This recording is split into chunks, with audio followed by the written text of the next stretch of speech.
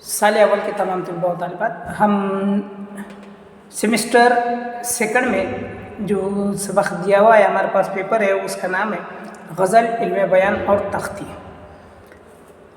یاد رکھیے، غزل ایک اصناف سخن ہے جو شعری اصناف میں آتا ہے۔ علم بیان ایک علم عروض کی ایک شاخ ہے۔ اس کے علاوہ تختی جو اردو شعر و اوزان کو ناپنے کا ایک ذریعہ ہے، جسے ہم تختی کہتے ہیں، ان تمام کی چیزوں کا مطالعہ ہمیں اس سال اس سیمسٹر میں کرنا ہے۔ تو چلیے آتے ہیں پہلے کہ غزل جو ہمارے شامل نصاب ہے، تو ہم پہلے دیکھ لیتے ہیں غزل کہتے کسے ہیں۔ تو یاد رکھیے کہ اردو جو اصناف سخن ہے، اس میں سب سے مشہور و معروف جو شعری اصناف ہے، جو شعری صنف ہے، وہ غزل ہے۔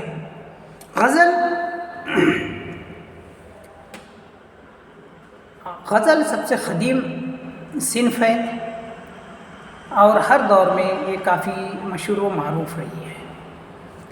اس کے متعلق بہت سارے ماہرین نے، کسی نے اسے بہتر سے بہتر کہا، تو کسی نے اسے محبوب کی مرہوم کمر کا بھی لقب دیا، کسی نے کہا کہ اس کی گردن اڑا دینی چاہیے، تو کسی نے اس کی شاعری پر بہت زیادہ طنز بھی کیا۔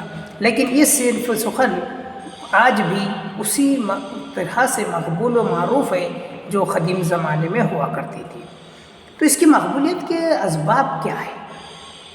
اس میں ایسی کیا چیز ہے؟ غزل ہوتی کیا ہے؟ کس طریقے سے ہوتی ہے؟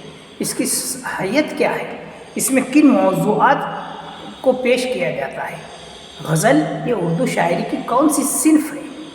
اس کو جب ہم ان تمام باتوں کا جب مطالعہ کرتے ہیں، تو ہمارے دل میں تجسس پیدا ہوتا ہے کہ ہم غزل کو اچھی طریقے سے سمجھیں کہ کون سی چیز جو ہے غزل ہوتی ہے اور اس کو دوسرے شعری اصناف سخن سے منفرد بناتی ہے۔ اس میں ایسی کیا کشش ہے؟ ایسی کون سی یہاں پر کشش ہے کہ لوگ اس کی طرف چلے آتے ہیں، یا آج بھی وہ اتنی مقبول ہے؟ تو چلیے دیکھتے ہیں ہم کہ صنف غزل کی حیت کیا ہے اور اس کی تفصیل اور اس کی معنی کیا ہے۔ تو سب سے پہلے یہ بات ذہن میں رکھیے کہ غزل کے لغوی معنی، یعنی ہم جب لغت میں دیکھتے ہیں تو اس کے ہمیں معنی ملتے ہیں عورتوں سے باتیں کرنا۔ مطلب غزل کے لغوی معنی ہے عورتوں سے باتیں کرنا، یا ہم ایسا مختصراً اگر کہا جائے کہ عورتوں سے بات کرنے والی جو صنف شعری سخن ہے، اس کو غزل کہتے ہیں۔ اب سوال یہ ہے کہ غزل آیا کہاں سے؟ یہ لفظ رکھا کیوں گیا ہے؟ تو بعض نے یہ کہا ہے کہ ہرن جو ہوتی ہے اس کو غزال کہتے ہیں، غزال کہتے ہیں۔ اور جب ہرن کے پیچھے جب کوئی شکاری کتے پڑتے ہیں یا کوئی شکار پیچھے آتا ہے، تو ہرن کیا کرتا ہے؟ ایک خاص قسم کی درد بھری آواز نکالتا ہے۔ اللہ تعالیٰ نے ایک ایسی انہیں نعمت دی ہے، ایک ایسی طاقت دی ہے کہ وہ ایک ایسی درد بھری آواز نکالتا ہے کہ جس کو سن کر جو اس کی شکار کے لیے پیچھے پڑتے ہیں، وہ وہاں پر رک جاتے ہیں یا اس سے تھوڑا دوری اختیار کر لیتے ہیں۔ تو یہ جو آواز ہوتی ہے جو ہرن اپنے دفاع میں نکالتا ہے، اسے غزل القلب کہتے ہیں۔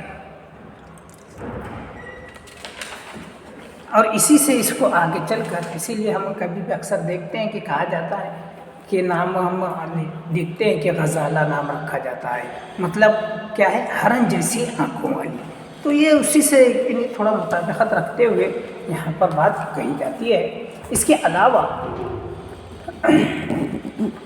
غزل کے بارے میں اگر کوئی بات کہی جائے تو عربی میں قصیدے کی تمہید کو تشبیہ، نصیب اور جس تمہید میں محبوب کا سراپا بیان کیا جائے اسے بھی غزل کہتے ہیں۔ قصیدے کی صنف عربی سے فارسی میں پہنچی۔ فارسی کو شاعروں نے غزل کو قصیدے سے علیحدہ کر کے ایک مستقل صنف بنا دیا فارسی گو شاعر ہوتے. مطلب کہاں سے مختلف ہوئی؟ جہاں پہلے قصیدے میں یہ ایک حصہ ہوتا تھا، لیکن کہا جا رہا ہے کہ فارسی گو شعراء تھے، انہوں نے اس کو قصیدے سے ایک الگ کر دیا، اس کو ایک الگ برانچ کے طور پر لے لیا اور ایک نئی صنف بنا کر اس کو غزل اس عنوان کے تحت ایک صنف یہاں پر تیار کیا.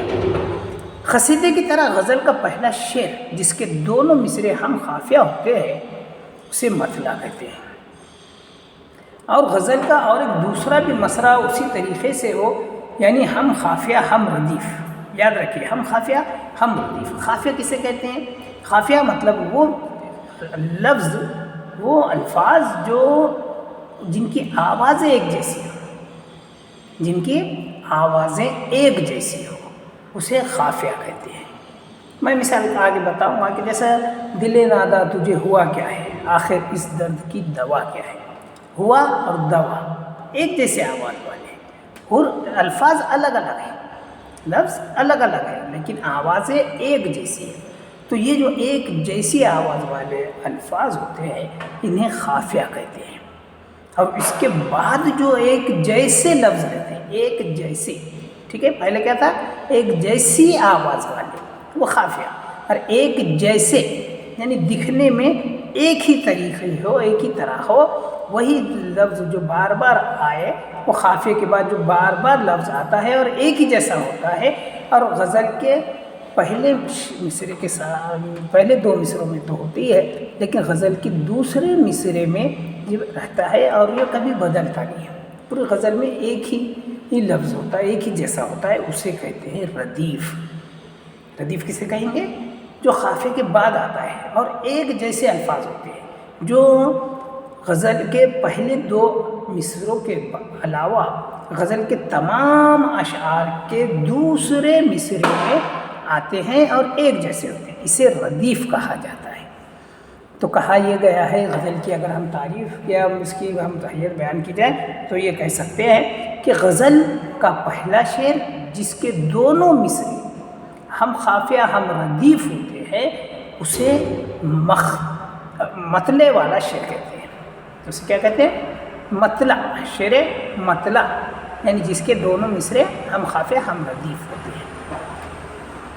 اس کے علاوہ غزل میں اس کے فوری بعد یعنی پہلے شعر کے فوری بعد دوسرا شعر جو ہے اس کے بھی اگر دونوں بھی مصرے ایک جیسے ایک آواز والے ہو تو اسے حسن مطلع کہتے ہیں. اور غزل کے باقی اشعار کے صرف دوسرے مصرے میں، غزل کے باقی اشعار کے صرف دوسرے مصرے میں قافیہ اور ردیف آتا ہے یا صرف قافیہ آتا ہے، اسے وہ غزل میں ایسے دوسرے مصرے میں ہی صرف قافیہ آتا ہے. اور اگر ردیف ہو تو ردیف آئے گا، نہیں تو قافیہ پہ ہی مطمئن ہو جاتا ہے. اور غزل کا جو سب سے اچھا شعر ہوتا ہے، غزل کا جو سب سے اچھا شعر ہوتا ہے اس کو بیت الغزل کہتے ہیں. مطلب غزل کا وہ شعر جو اس غزل کا پائیدار ہے، غزل کا سب سے اچھا شعر ہے، جو اس غزل کی جان ہے، اس شعر کو بیت الغزل کہتے ہیں. اور جس غزل کے آخری شعر، جس کے آخری شعر میں شاعر اپنا تخلص استعمال کرتا ہے، غزل کا آخری شعر جس میں شاعر اپنا تخلص استعمال کرتا ہے، اس شعر کو مختے والا شعر کہتے ہیں. کیا کہتے ہیں؟ مختے والا شعر. تو یہ ہے غزل کی بناوٹ، غزل کی حیت، جس میں مختلف طریقے سے بتایا گیا ہے کہ غزل کس طریقے سے کام کرتی ہے، غزل کو کس طریقے سے بیان کیا جاتا ہے. یہاں پہ ایک ہم کیا کرتے ہیں کہ مرزا غالب کی ایک غزل لیتے ہیں اور اس کو سمجھنے کی کوشش کرتے ہیں. غالب کی غزل ملاحظہ کیجیے. کہتے ہیں دل ناداں تجھے ہوا کیا ہے، دل ناداں تجھے ہوا کیا ہے، آخر اس درد کی دوا کیا ہے، ہم ہیں مشتاق اور وہ ہے بیزار، یا الہی یہ ماجرا کیا ہے، میں بھی منہ میں زبان رکھتا ہوں، کاش پوچھو کہ مدعا کیا ہے، جب کہ تجھ بن نہیں کوئی موجود، پھر یہ ہنگامہ اے خدا کیا ہے؟ میں نے مانا کہ کچھ نہیں غالب، میں نے مانا کہ کچھ نہیں غالب، مفت ہاتھ آئے تو برا کیا ہے؟ دیکھیں یہ غالب کی غزل ہے۔ یہاں پر ہم دیکھتے ہیں کہ اس کا پہلا جو شعر ہے اس کے دونوں مصروں میں خافیہ اور ردیف دونوں آئے ہیں۔ جیسا دیکھیے اب یہاں پر کہ دل نہدا تجھے ہوا کیا ہے، ہوا کیا ہے، آخر اس درد کی دوا کیا ہے، ہوا دوا، ہوا دوا، یہ جو ہے یہ ایک جیسے الفاظ والے ہیں، اس لیے اس کو ہم خافیہ کہیں گے، یعنی یہ خافیہ والے یہ الفاظ ہے تو یہ خافیہ ہوگا۔ اور اس کا غزل کا کیا ہے یہ جو دونوں مصروں میں آیا ہے یہ ردیف کہلاتا ہے۔ اس میں کچھ تبدیلی آئی کیا؟ نہیں، تو یہ ردیف ہے۔ ہمیں مشتاق اور وہ ہے بیزار، دیکھیے اس مصرے میں کچھ خافیہ یا ردیف نہیں آیا ہے، ہمیں مشتاق اور وہ بیزار۔ پھر اس کے بعد کا دوسرا مصرع کیا ہے؟ یا الہی یہ ماجرا کیا ہے، ٹھیک ہے۔ پہلے اس میں ہم نے ہوا دوا یہ واسطے، اب دوسرے شعر میں کیا ہوگا؟ ماجرا، ہوا دوا ماجرا، ایک جیسے الفاظ والے، تو یہ خافیہ کہلائے گا۔ اور اس میں بھی ہے یا الہی یہ ماجرا کیا ہے، کیا ہے، کیا ہے، کاش پوچھو کہ مدعا کیا ہے، پھر یہ ہنگامہ اے خدا کیا ہے، مفت ہاتھ آئے تو برا کیا ہے، تو یہ کیا ہے یہ ردیف کہلائے گا۔ تو اس غزل میں پہلا شعر مختہ ہے، ہوا دوا مدعا خدا اور برا یہ خافیہ ہے، کیا ہے یہ ردیف ہے، آخری شعر مختہ ہے جس میں شاعر نے اپنا تخلص استعمال کیا، یعنی غالب نے میں نے مانا کہ کچھ نہیں غالب، یعنی اس میں کیا ہوا ہے؟ شاعر کا تخلص آیا ہے، میں نے مانا کہ کچھ نہیں غالب ہے، تو یہ غزل کا آخری شعر مختہ کہلاتا ہے، کیونکہ اس میں مرزا غالب نے اپنا تخلص استعمال کیا ہے۔ خافیہ اور ردیف کی وجہ سے آوازوں کی تکرار ہوتی ہے اور غزلوں میں نغمگی پیدا ہوتی ہے۔